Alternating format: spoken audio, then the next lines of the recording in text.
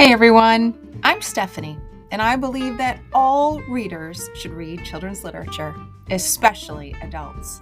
So that's what we do on the Kid Lit Love podcast. We celebrate all things children's literature, picture books, early readers, middle grade, and young adult novels too. Whether you're an adult reading to your inner child or connecting the young readers in your lives with fantastic books, you've come to the right place. Each week, we'll talk to a different children's literature author and discuss their books, their hopes and dreams for readers, their writing process, and much, much more. So, grab a notebook to build your TBR, and let's get to today's episode of Kid Lit Love.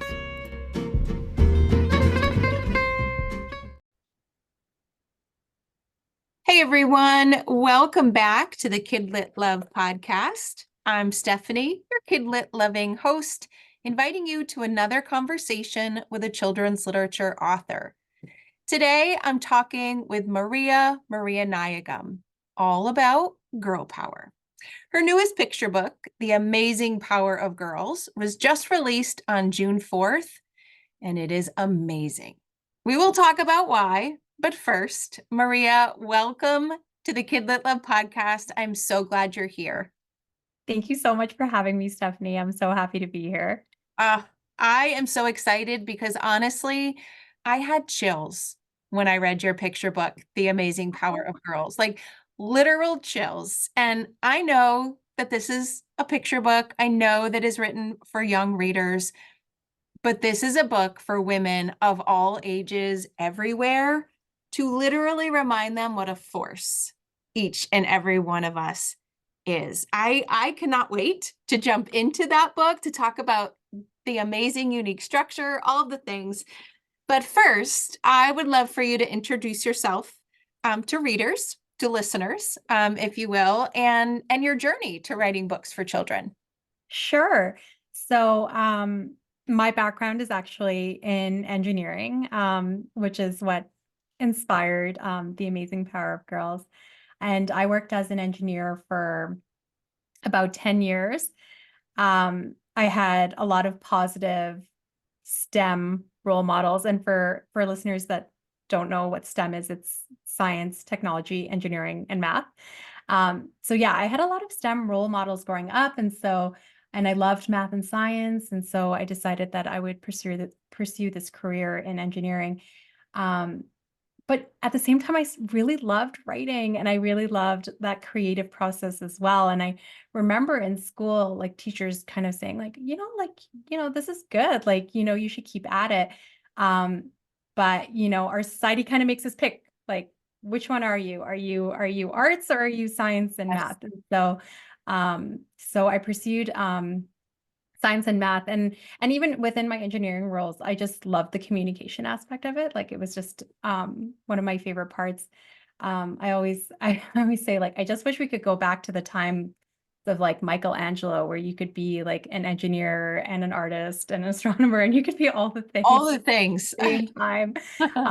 But the way that our life is structured, you really have to pick one thing, or otherwise you completely burn out. So anyway, I had this wonderful career in engineering, and then after the birth of my second daughter, I was really kind of contemplating what I wanted to do next. I feel like that's a really common thread with a lot of kid lit authors, right? Like, you Yes. start reading picture books to your kids and you're like, oh, well, this is nice. Like, maybe this is something I could do. And and for me, actually, I knew that I really liked writing. And at first I thought that maybe I would start a blog, like maybe I would do kind of blog writing, like more adult, like articles and things like that, that would help other people. But then the more I kind of reflected on it, I thought, no, I think like my calling is really in this space, and I'm going to try it.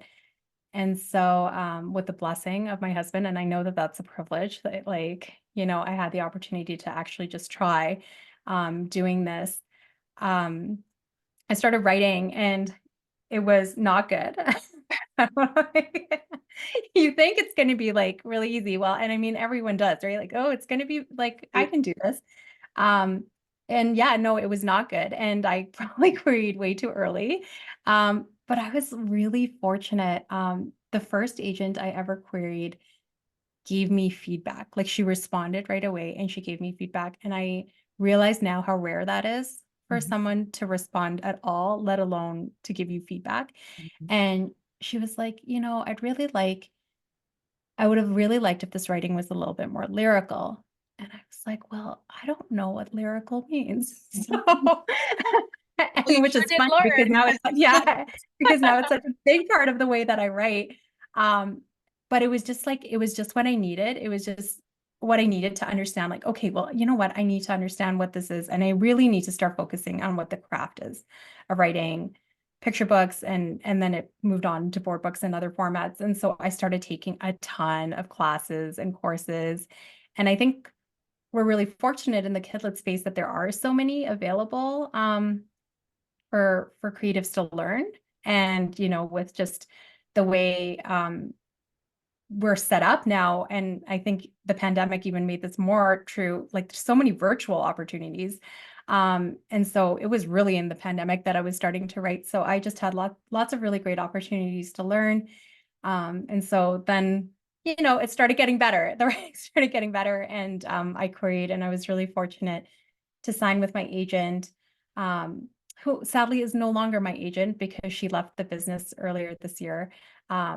And I'm signed with someone new now, which I'm really excited about. But she was the one who was able to sell the projects that are coming out this year, which include um, the two board books that came out earlier this year, which are Baby Hope and Baby Courage. And Baby Love is the third in the series, which is coming out in December. And then The Amazing Power of Girls is my debut picture book, which just came out in June. Yeah, which is stunning. It's stunning. And it's really interesting to me that you said, your first drafts were terrible. I think everybody has said that their first drafts are terrible, but that the very first piece of feedback you got was that she wished it was more lyrical. Because Mhm. in my review that I have of your book, I call it a lot of wonderful things. I call it beautiful, I call it inspiring, and I call it lyrical. And so I just love that I use the word that someone thought you needed to put into your writing, because you clearly come a long way then from that feedback, because that is so evident in this book. There are so many really wonderful things in this book, structurally, lyrically, inspirationally. But I just love that the piece that really jumped out to me was the lyrical nature of the book was something you said you needed to work on. I love that. Oh, it's funny. And it's actually like a part of my bio now. Like Maria writes lyrical picture books. Because when she told me that, I was like, oh my goodness, like it just unlocked something for me. I was like, I would love to write this way. Actually, like I love poetry and I love like that kind of writing anyways. So I was like, this just, yeah, it just unlocked something for me. And then I was like, no, this is exactly actually how I want to write. So I'm so grateful to that agent for all of it, for responding and for that feedback, for being so specific about what she thought would improve it. It just it made a big difference. Yeah. And that project recently sold as well. And it was like one of the first picture books I ever wrote, which was like a really like full circle moment because I think I revised it like 40 times. So it was like really meant something when it finally was like someone acquired it. Yeah. Well, and it almost goes back to what you were saying about wishing that you could be all the things, because in a STEM background, writing is a particular way and a Mhm. particular structure. And it sounds like that gave you permission to go to that other side of you that was always there, but actually lean into it. Mormon. Yeah, Yeah. a bit more, because you do say on your website, I think my favorite line on there, you say that we all contain multitudes. And I draw on our intersections to inspire, empower, and engage young readers. And so it sounds like you did that work first in Yeah. your own life, and now you are bringing it to us in a really beautiful, big way. Oh, thanks, Stephanie. Yeah, I hope so. I always, well, I think more so at the beginning, I kind of worried like I don't really have a brand, like I'm just, I'm writing these books that are STEM based. I'm writing books that are cultural, because my background is as a Sri Lankan Tamil, and then I'm writing faith-based books. I'm Christian, so like the board books are that. And so I was like, what is my brand? Like, I'm not any one of those things because, there are authors that are specifically Mhm. those, one of those things. And and then I kind of thought, no, I think what I am, and it's like you said on what I wrote on the website was like, yeah, we're more than one thing. We're just so many things. And I really hope that showcasing those like intersections of identities that you can be a science loving artist, like you can be this, um, STEM woman, like, like just showcasing that we can be more than one thing inspires like the kids of our generation to be like, hey, yeah, me too, right? Like I am not just this one category. I can embrace all the parts of me. Yeah. And as we mentioned before we started recording, the earlier you can learn that, that just unlocks a whole lot of things for all of us. For So sure. just such a beautiful philosophy for writing. And I think it leads perfectly to this book. I already said I had chills when I read this book. I felt like it was a book that I needed right now in that moment. I truly believe it is a book for everyone, everywhere, no matter where you are, who you are, the stage of life that you are in. This book is a powerhouse of sorts, and I'd love for you to talk about the structure because that was what really floored me. It is this beautiful book that is organized by the different forces of nature, which now Mhm. your STEM background, I can see where that is. But it's the different forces of nature and how they show up in us.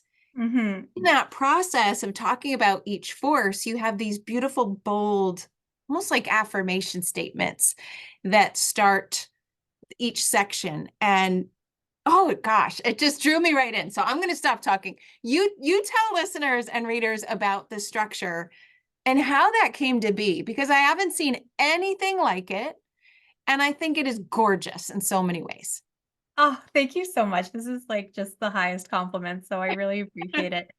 Um, Yeah, I so when I decided to go into engineering, like I said, I had these really great STEM role models in my life. My dad was an engineer, my mom's an accountant. My grandpa taught me about gravity when I was like 4 or 5, and I just like loved it. Like it was just the way I grew up, and I was like, this is like the way we all grow up. But then I got into university or college, and I just saw this huge disparity in the amount of boys versus girls. And there were just not as many women that in the classroom. And I was just kind of shocked by it. I didn't really understand why.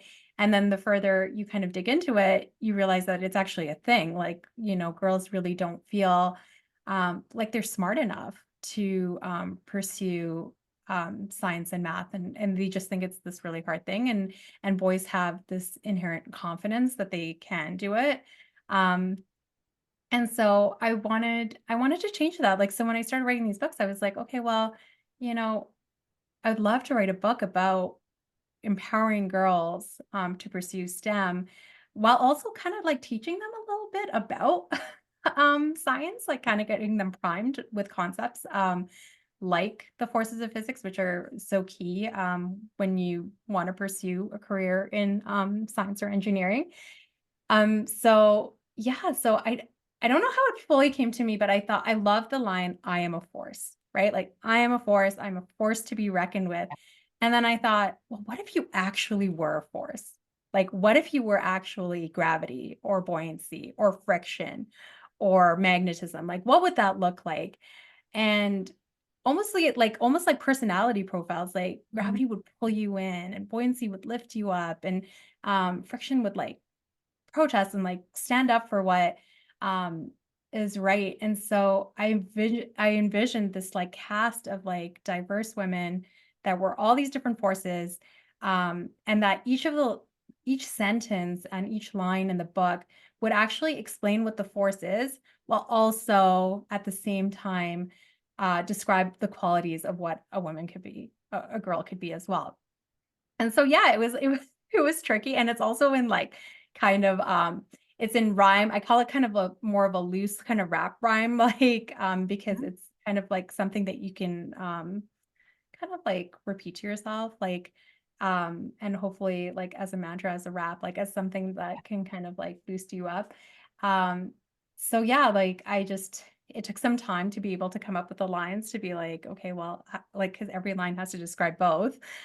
So but I hope that came across, and just then coming like, bringing it all together that you are a force. Like, you are a force that can change this world. Like, you are this person, and you have everything in you to be able to do this. Like, and I love that you say that, it's something that, like, probably women still need because, you look at, the stats even for like when a job gets posted and a woman will only apply if they're like 100% qualified for the job, where a man will apply when he's 60% qualified. And it's again, it's this confidence, Yeah. right? Like it's this confidence that women they just want to know that they can 100% do it, and they don't want to waste anyone's time, and they want to make sure that like they're not putting it themselves out there and they're going to fail.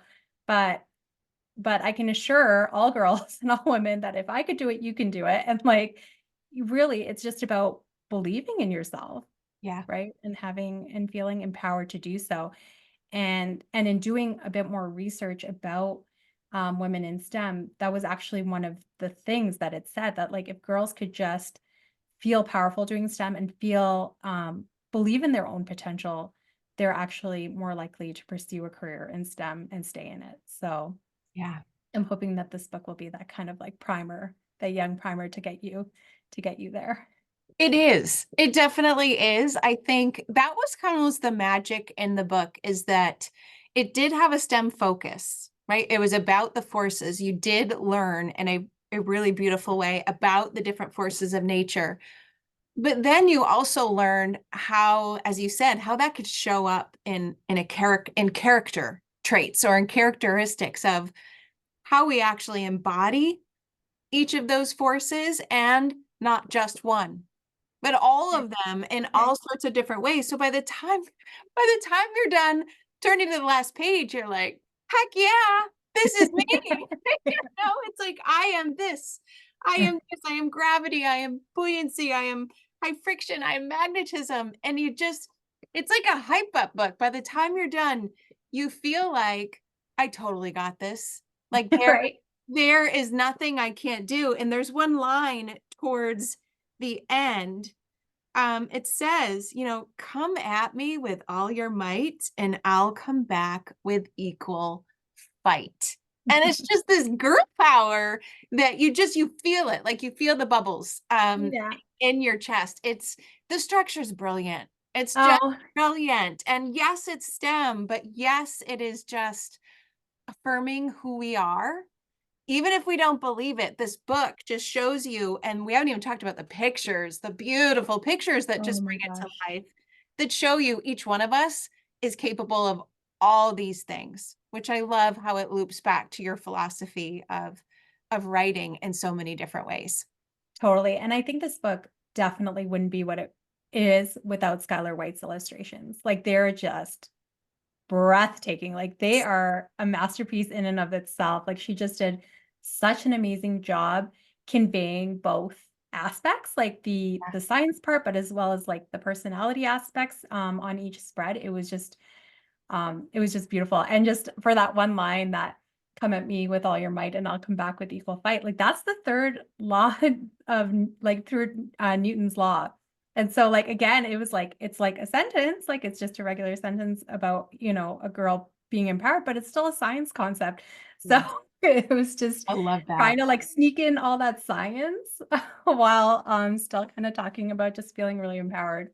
Yeah. And for me, I know as an adult, I'm not sure about how I was as a young girl, but for me, in order to really embrace something, the idea of something, I need to know that backstory. I need to know that logic. I need to know that science. And so this book gives you that dose of science so that you can feel better about yourself and what you're capable of in the process.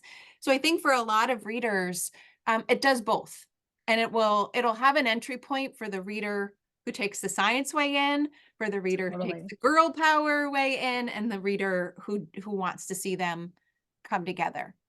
I think so too. And I think that that there are those layers, right? Like it's exactly like you said, like you could be kind of a younger um child, and then you're just kind of like more so responding to like the personality side of it. But like as you kind of get older, and I was hoping like with the rhyme and with the rhythm, like it would be more memorable, like that it would be a way for then you could be like, oh, okay, like I'm trying to remember what this force does, and I remember the words. So okay, yeah, like gravity is something that pulls you down, like it's something, right? So I think I hope so. Like I hope that's what it is, that as you continue to read it, like you'll just get more and more out of it. Yes. Now tell us about the extra. So at the end, you have some extra information. You have author's note, what I love, both to the reader and to parents and teachers as well. So I'd love for you to talk about why that was important for you to include. Yeah, so for the author's note, it's kind of like what I talked about, going into engineering and seeing that disparity, and I just wanted people to kind of understand what inspired this book, and why I felt like it was an important book to have out there. And then for teachers and parents, I wanted them to understand the studies that exist in terms of like what we can actually do to change these statistics. And I already talked about one of them, which is like, girls feeling more powerful and empowered, and believing in their potential. But it's also this idea that introducing STEM concepts to girls from a younger age actually allows them to be more interested in STEM as they move into adulthood. And I mean, I don't think my family knew that, like, and I mean, none of us knew that, but obviously it worked, right? Like it obviously ended up that way. I went into engineering, my sister went into engineering, like we just had it, we were surrounded by it, and it was never something that we were like, oh, that's like something I wouldn't be able to do. It was like, no, this is something you would definitely be able to do, right? Like this is a part of your life. You can do whatever it is that you want to do. You just have to, believe in yourself and work at it. And so I just wanted parents and teachers and to have that, and educators to have that like knowledge within them as well, because we still kind of carry some of that into adulthood, right? Where we think like, well, like, there's so many times that people say, I don't have a science brain. I don't have a math brain. Right. I'm Right. like, well, no, like your brain actually has all of that in it. Like Yeah. don't limit yourself. Right. And oftentimes it's women that are saying that, right? Like Yeah. we're just a lot harder on ourselves, I think. So yeah, like I hope those messages kind of help position the book as this tool that can help bring girls into that state of like exposing them to STEM, and then empowering them to possibly pursue it if it's something that they like. Yeah, this book just knocks down any doubts that someone could have had about themselves and what they are capable of, page by page by page. Oh, Truly. I love it. thanks, I Stephanie. love it. Well, you did Thank you. mention you have other books out, and we've never Mhm. talked to an author on the Kid Lit Love podcast who has published board books. So I That's right. was so excited to see that you had, at least as of right now, two board Mhm. books out in a series, and those are also a unique, different, beautiful format. So I'd love for you to talk a little bit about those too while we have you here. Yeah. So the first two, as I mentioned, are Baby Hope and Baby Courage. And then later on this year, Baby Love will come out. And at the beginning of 2025, Baby Faith will come out. So these are all virtues. Like, so again, it's it's actually kind of a similar concept to The Amazing Power of Girls. But I promise this isn't the only way I write. Where where toddlers are personified as these different virtues, and they go about their everyday toddler life in very familiar settings, and using kind of like action oriented language to kind of showcase like how could you live out this virtue in your life. So like for Baby Hope, it's like, you're waiting for a boo boo to heal, you're waiting for summer to come, you're waiting for night to pass. And for Baby Courage, it's like, trying something new, like talking to someone, trying to make a new friend, or, um, even even if you're scared, being able to like act in that fear. but just in the context of toddler life, and baby love and baby faith will do the same thing. So yeah, just again as a primer, like really this is a young primer, so very simple language, but I love that it is part of a series and that each character is able to have their own book and that it can showcase like the diversity of our faith communities as well, with the different characters that are included for each book. Yeah. Well, I've always talked about uh, my fictional friends that don't seem fictional, right? We read books and we just can Right. connect so Yeah. deeply to some of them. Some are friends, some are mentors. And these books just give you some really beautiful friends right from Mhm. the start that I imagine will feel like they're not fictional, especially if encountering them when they are so little. And again, the messages inside are messages that the earlier we learn them and feel them and believe them, then the better off we are moving. Totally. So I loved that. Totally. I always say that, like, we as parents, like, we're like, we want to start our kids as young as possible in everything, like in swimming and piano and everything, because we know that if they start young, they're going to learn it quicker and they're going to get better at it. And I think the same thing is true for even things like virtues and things Yeah. um like those science concepts. Like it's the sooner we introduce them, the easier it is to grasp, the easier it is to become a part of who you are and then to live it out. So no, I totally agree with that. Yeah. And even though, you joked that you don't have a brand, there are some beautiful threads, right, that we are Yeah. seeing among all of these. And before we started recording, you mentioned moving into the middle grade space too. Yes. Spill the beans on that. Yeah, so my first middle grade novel is called No Purchase Necessary, and it's coming out in winter of 2025 with HarperCollins Canada and Harper US.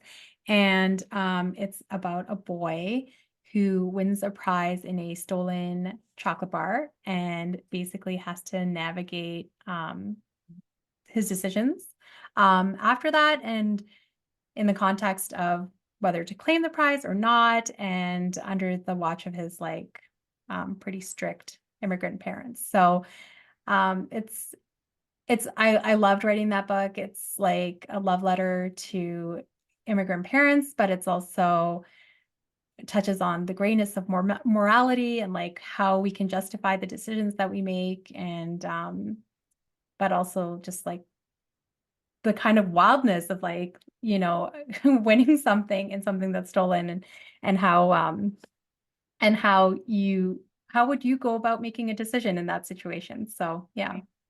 And I imagine that is a topic that's going to instantly grab kids, right? Where they're going to be able to feel like, ooh, What would what a coincidence there. What am I going to do now? yeah, yeah, That yeah. that sounds like something that's going to appeal immediately to their sense of just, what do I do in that Yeah. case? So that sounds wonderful. We'll have to have you back on around Oh, I would love release that. time for that Yeah. one. That sounds like a great one to talk about. So between all of your books, you've got the board book series, picture book, middle grade book. What is your hope that readers will take away from whatever book they happen to be reading of yours? I think it's like that line that you read from the website, because I had to think really hard about exactly that, right? Like, what is, I may not have a brand, it may not be one specific thing that I write about, but what's the ultimate goal of all these books? And and that's where I wrote the words inspire, engage, and empower. Like, I want everyone to finish a book that they've read of mine and feel like they were engaged in it and they're walking away feeling inspired and empowered um, to be better, to do better, to believe in themselves, and to just make the world a better place. So I hope that that's the common thread. I hope that that's what all these books will ultimately do. But yeah, but that's the goal. Oh, what a mission. That is the power of books right Yes. there. Yeah. And I know firsthand the amazing power of girls. Done. Check the box for that one for sure. Listeners, you need to read this book, whether it's for the young girl, the young reader in your life, or quite frankly, for you, because I think we all still have an inner child that we're Right. reading to, and that inner child felt really, really good Aw. after reading your book. So I'm so grateful that you came onto the podcast to talk about it so I can help you share it. Where Thank you, can Stephanie. listeners find out more about you, whether that's your website or social media, or the best place to find your books? Yeah, so I'm on all social media platforms as at MS Marianayagam, and my website is marianayagam.com. And there's lots more information about the books there. And there's actually educator guides and posters and all really wonderful things that the publishers have made for both the board book series and the Amazing Power of Girls that you can find on there. And then the books are available wherever books are sold. Signed books are available through Owl's Nest, which is my local indie. Um, but I understand, if you need to buy it elsewhere. But they're available in all the major retailers as well. Great. Well, I will make sure to put links to all of those places in the show notes, the website, social media. I will link to all of the books that we discussed too to make it as easy as possible for listeners to pick this up because it's just gorgeous. And again, I'm so grateful that you took the time to chat with me about this. I loved the book. I can't wait to see what else you've got coming out. And listeners, really go grab this one. It's one that you're going to want on your shelves, especially for when you just, you want to share it with kids, but when you need a reminder of the power, the force inside of you, oh man, this picture book is it. I said it was amazing at the beginning, and I'm going to end that way. It's just amazing. And I loved it. Thank you for Thank chatting you with me so about much, it. Stephanie. That just means so much to me. Thank you. Thanks for having me. Oh, you're most welcome. And everyone, thank you so much for listening. And I'll see you inside the next episode of the Kidlit Love podcast.